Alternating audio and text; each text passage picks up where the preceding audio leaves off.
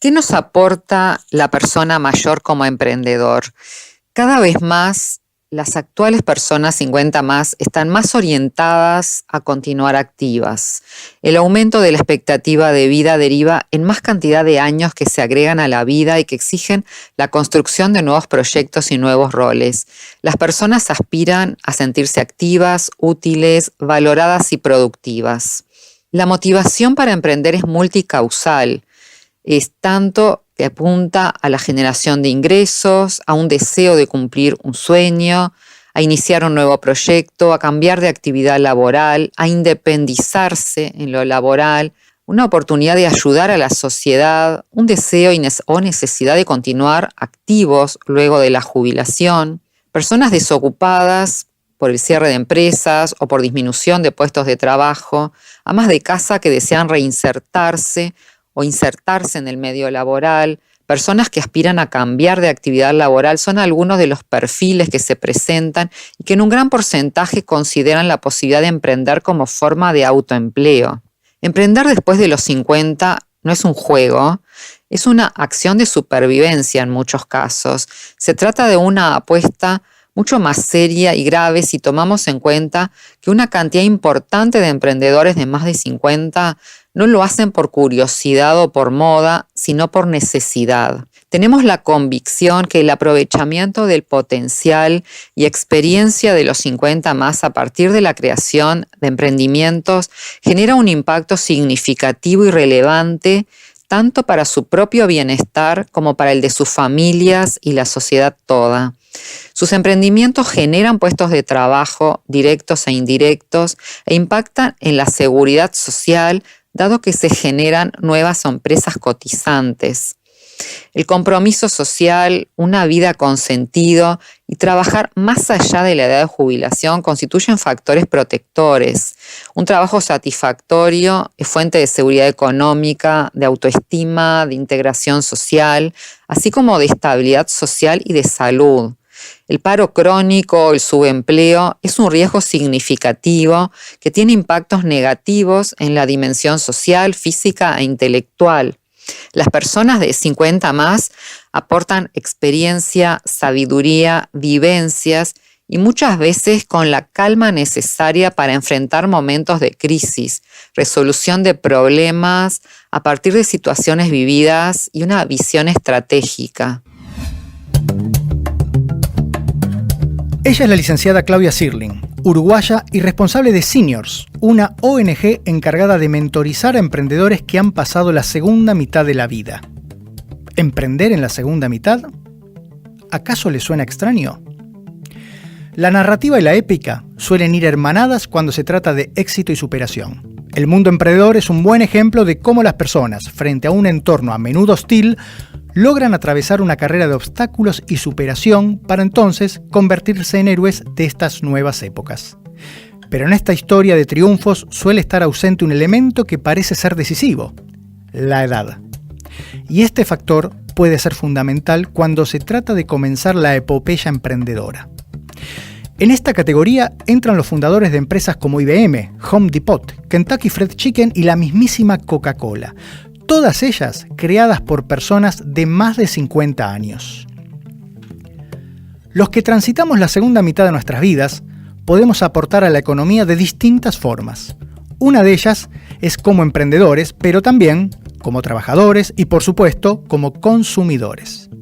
El movimiento económico que generan las personas mayores de 50 años en todo el mundo equivale a la tercera economía global después de las de Estados Unidos y China. Fíjese usted, más del 70% de la economía doméstica norteamericana está en manos de los seniors, y la mitad de los regalos que reciben los niños de Irlanda son comprados por sus abuelos.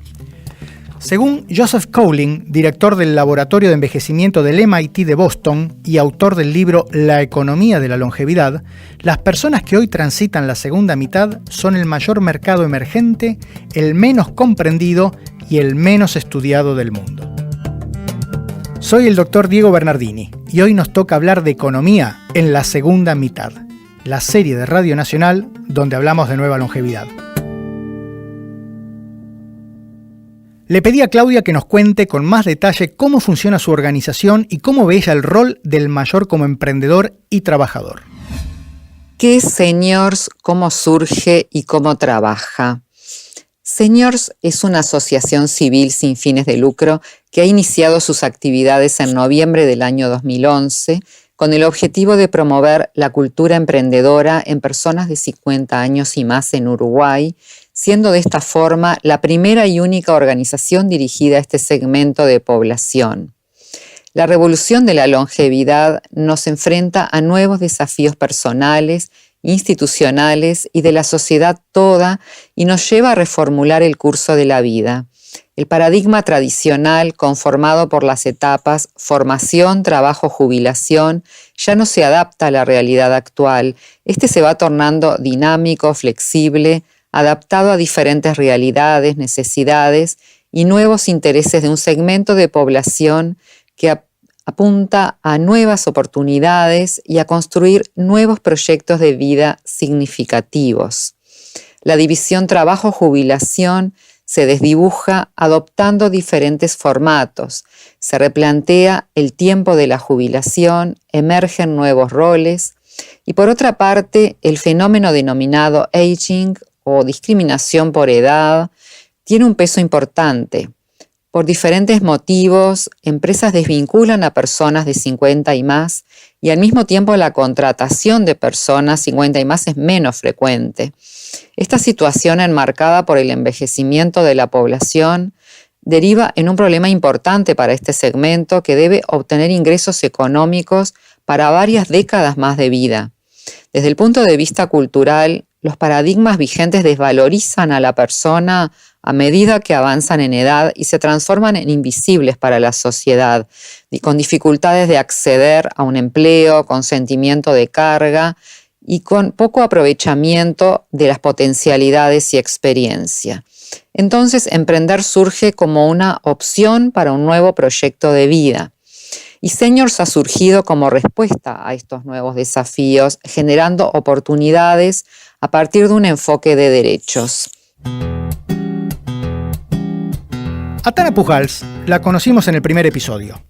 Es una artista que se dedica en su segunda mitad, entre otras cuestiones, a pintar retratos de animales.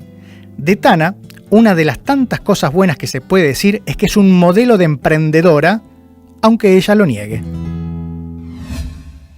No emprendedora, me considero una persona que siempre quiere hacer cosas nuevas, siempre siguiendo la línea mía, ¿viste? Entonces, lo mío son los animales, la preservación, y eso sí me gusta conocer, emprendedora en el sentido de ampliar mi círculo social, ampliar mi conocimiento, y si posible poder ayudar gente que hace lo que a mí me gustaría hacer, que a veces por dificultades de no poder viajar y todo eso no lo hago, que es la preservación de la naturaleza, ayudar, pero en ese sentido podés decir que soy emprendedora. A Tana le cuesta aceptarlo, pero mejor saquen ustedes sus propias conclusiones. Empecé a descubrir un mundo totalmente ¿cómo te puedo decir? Nuevo para mí. Porque antes yo los animales los pinto con fotos a través de libros. Yo era una gran compradora de Amazon. Pero de repente después de África que yo empecé a conocer fotógrafos en los safaris y ellos me dijeron, no, pero yo estoy en Facebook, yo estoy en Instagram, yo estoy en Twitter. Bueno, los empecé a seguir, hicimos amistades virtuales y yo les mandaba mis dibujos y ellos me devolvían fotografías. Entonces dije, ahí están, las redes sociales te abre primero un mundo en lo que a mí me respeta, que sí, de los animales, brillante, y después las ventas, porque empecé a poner un dibujo mío en Twitter. Y de repente yo miraba que lo habían visto, no sé, 2.000 personas. Yo decía, pero ¿cómo? Pasó media mañana y ya lo vieron tantas personas. Entonces yo dije, cuando la gente dice, no, Internet, sobre todo mi generación, no, Internet es un horror, no, Internet es peligroso. Yo digo, chicos, es brillante. Aún más improbable puede resultar ser convocado por un órgano de gobierno para responsabilizarse de una tarea muy delicada e histórica. Esto fue lo que le ocurrió al arquitecto Luis Grossman, que con 75 años tuvo su primera experiencia como funcionario público. Me nombraron director general del Casco Histórico de Buenos Aires, como, digamos, colaborador casi inmediato de Hernán Lombardi, que era el ministro de Cultura. El Casco Histórico depende del ministro de Cultura. Por si fuera poco, su primera intervención de impacto ocurrió muy tempranamente y aún hoy es comentada. Esto fue gracias a mi inexperiencia como funcionario. Si yo hubiera sido funcionario, no lo hubiera hecho con esa rapidez. Yo ingresé al cargo el día 15 de enero de 2008. Mi mujer había fallecido en noviembre de 2007. O sea que yo estaba en plena, digamos, desazón por la pérdida de una mujer que para mí fue lo mejor que tuve en mi vida, ¿no? Junto con mis padres y con mi hermano. Entonces, apenas ingresé, me propuse poner bancos en la Avenida de Mayo, que tiene veredas anchas, tiene fachadas muy lindas para ver, y entonces hice bancos con respaldo, pero para mirar a la vereda de enfrente, y sin respaldo que se pudieran usar de ambos lados. Se pusieron algo así como 110 bancos, de los cuales se han sacado algunos por efecto de la Metrobús, porque había muchos en el cruce con la Avenida de Mayo, lo que hacía lugares de conversación, de encuentro, etc. Porque en la vereda están puestos, por supuesto, no atravesados, ¿no? Pero el resultado fue fantástico. Al principio yo tuve mucha resistencia. Lo que quería decir antes, de no ser funcionario, es que se pusieron a los 6 meses de empezado mi trabajo, ¿no? En el mes de octubre estaban los bancos instalados. O sea que la licitación, el pedido de construcción, etcétera, etcétera, todo eso salió como por un tubo. La idea, cuando yo camino por la Avenida de Mayo, que voy muy a menudo, no veo a veces un solo banco vacío. Están todos ocupados. O de un turista que está mirando el mapa para orientarse y se sentó con su mujer, o de gente que está mirando así al infinito o mirando el edificio de enfrente, porque lo pusimos frente al Barolo, frente a la prensa, frente al edificio de la inmobiliaria, frente a Crítica, o sea, fachadas que eran ejemplares, digamos, no paradigmáticas. Y no, lo que nos pidieron es que no lo pusiéramos frente a un banco con mayúscula, porque podía ser usado para espiar el movimiento del banco, etc. Europa es el modelo de referencia sobre cómo deben prepararse los países para la transición demográfica. No en vano, la Comisión Juncker se enfocó en los últimos años en estudiar y predecir los desafíos claves para la economía y la sociedad. Uno de los temas identificados fue el envejecimiento de la población. En toda la población europea, en 2015, había cerca de 200 millones de personas de más de 50 años. Casi el 40% total de la población. En los Estados Unidos, 10.000 personas por día cumplen 60 años. Son la generación baby boomer. La firma Merrill Lynch estimó que la economía que moviliza este grupo de personas es de cerca de 7 trillones de dólares por año. No es de extrañar entonces por qué tanto la Unión Europea como el sector privado estén estudiando y estimulando este nuevo mercado que recibe el nombre de economía plateada. Bajo este concepto se agrupa todo el movimiento relacionado a la producción, el consumo, el comercio de bienes y servicios relevantes para las personas mayores con sus efectos directos e indirectos. Sin embargo, la sociedad hoy en nuestros países aún es reacia a ver lo positivo de este movimiento. ¿Cuál es tu reflexión respecto de un mercado laboral que hoy alberga a varias generaciones de trabajadores? El mercado laboral y su comportamiento ha generado un problema que derivó en la exclusión de las personas 50 más, personas que cuentan con experiencia profesional y laboral.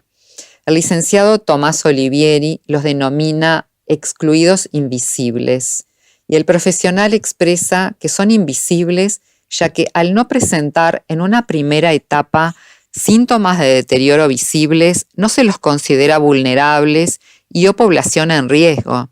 Estas personas pueden vivenciar una profunda crisis personal y existencial frente a una sociedad que no los reconoce y que los considera viejos para el mercado laboral y jóvenes para jubilarse.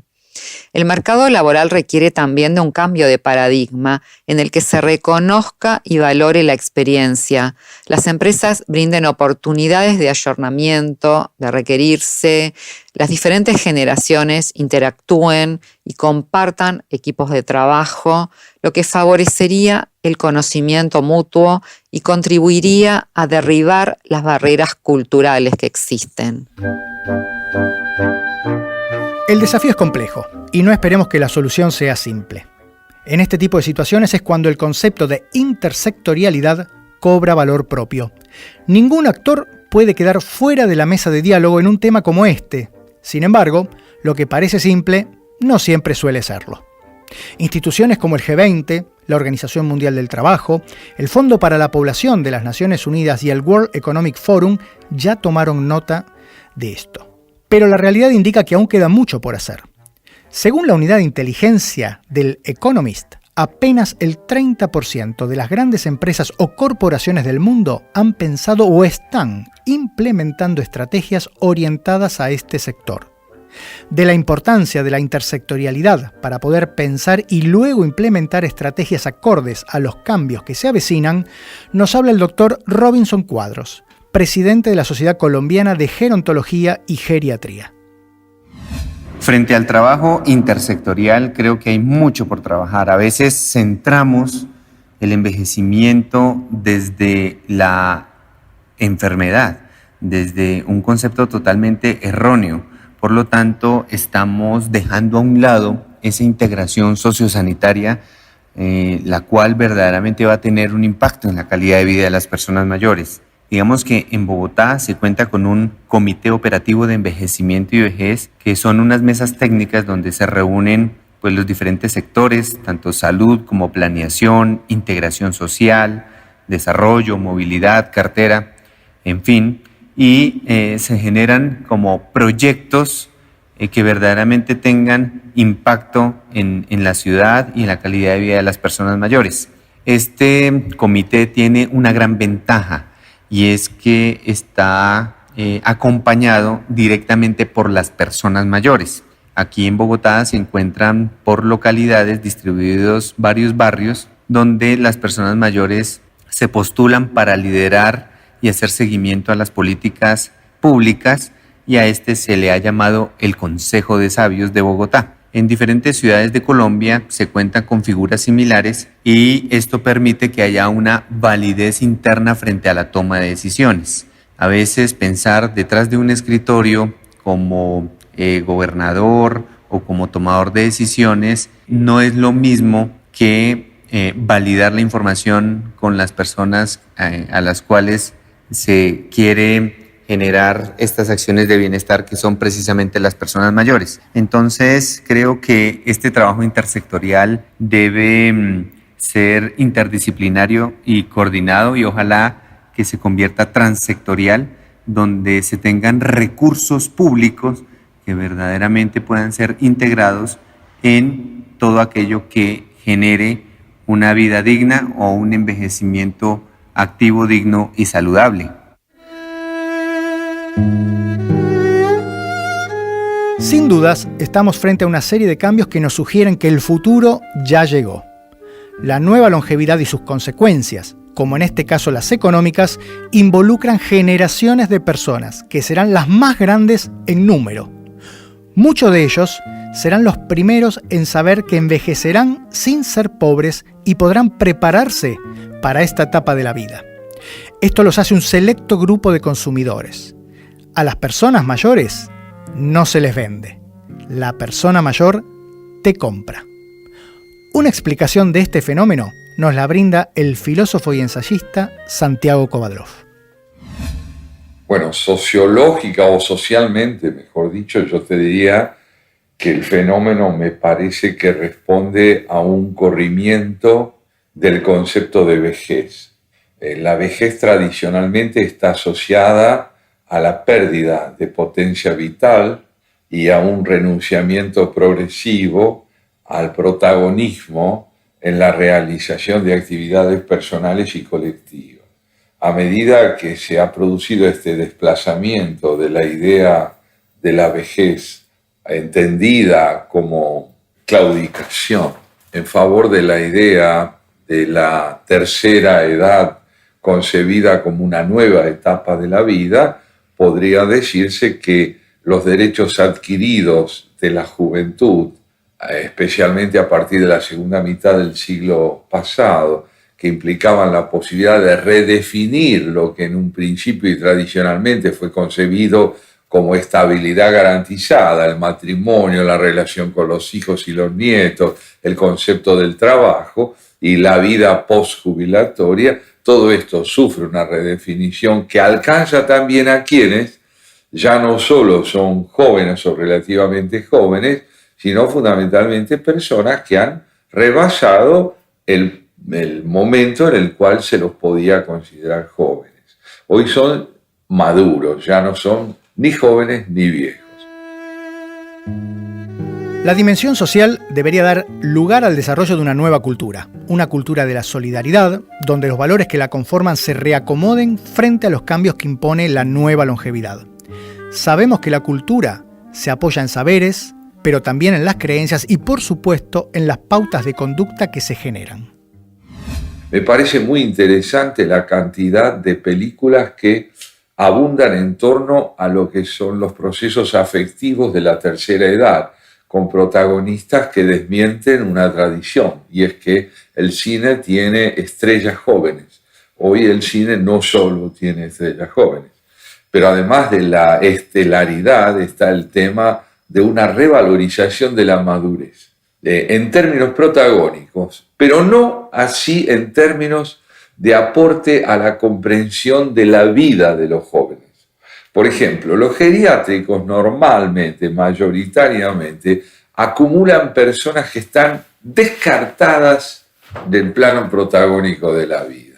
Lo estén o no, pero en principio el geriátrico es un lugar de preservación e infantilización del anciano, ya sea porque él mismo no está en condiciones de otra cosa, ya porque la finalidad del geriátrico es aliviar la vida de quienes no están en él.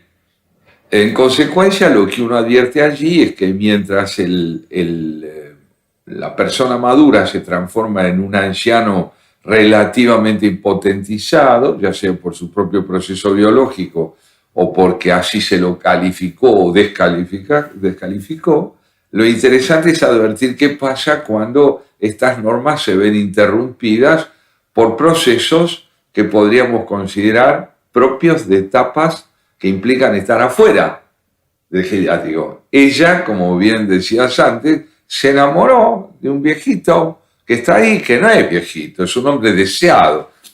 Y él se enamoró de una viejita que se convierte en una señora interesante con la que él quiere tener algo más que un diálogo. Entonces, ¿cuáles son las normas que rigen una institución que está llamada a contribuir a la duración de la vida cuando se transforma en una entidad que tiene que contribuir a la revitalización de una vida o de una experiencia? Así que esto es más o menos, muy en general, lo que uno puede advertir. También creo yo que es muy interesante tomar en cuenta las diferencias entre países y no solo en un planteo general y abstracto. Evidentemente, los Estados Unidos figuran, creo yo, y Japón también, entre las naciones que más han contribuido a concebir la tercera edad como etapa de proyectos desde hace mucho tiempo. Entre nosotros, porque este es un país que tiende a resultar imprevisible en infinidad de aspectos, y no solo para los mayores, sino para los jóvenes también, advertimos un fenómeno que en cierta medida nos devuelve a situaciones europeas de la primera mitad del siglo XX o de fines del siglo XIX, que es que aquí se quedan los mayores y los jóvenes se van. Entonces poco a poco se convierte en un país donde los mayores están dispuestos a sobrellevar una vida residual y los jóvenes en busca de proyectos se van a otra parte. Esto no es una tendencia que en este momento yo diría que es exclusiva, pero en los años de la dictadura militar, en los años de las grandes crisis económicas como la del 2001 y demás, era así. Hoy en día estamos en un escenario de transición en el cual en el país confluyen los que somos mayores y los jóvenes que todavía buscan oportunidades en él, yo llamo jóvenes a las personas menores de 65 años, porque no se puede llamar jóvenes solamente a los de 25. Entonces diría que estamos en un escenario de transición entre la posibilidad de que el país se afiance como un lugar donde hay oportunidades que no tengan que ver con las que se le abren a los mayores, porque la medicina, la salud, en fin, la alimentación contribuyen a tener protagonismo después de los 70, sino porque el país se organizó y la economía funciona y hay trabajo y hay proyectos y hay progreso.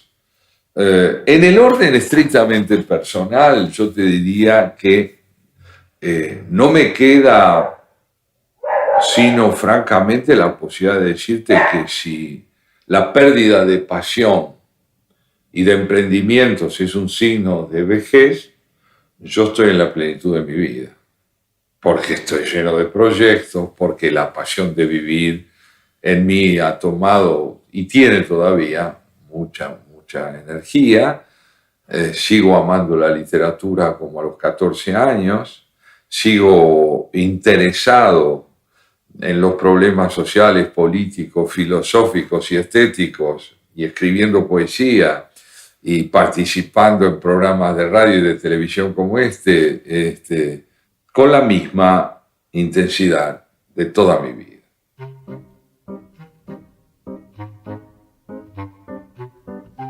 En la producción de este episodio estuvo Diego Mintz, en la operación técnica Esteban Villarroel y Diego Rodríguez. Yo soy Diego Bernardini y esto es La Segunda Mitad, la serie de Radio Nacional donde hablamos de nueva longevidad. Para escuchar todos los episodios de La Segunda Mitad y más podcasts de Radio Nacional, búscanos en Apple Podcasts, en Spotify y en radionacional.com.ar.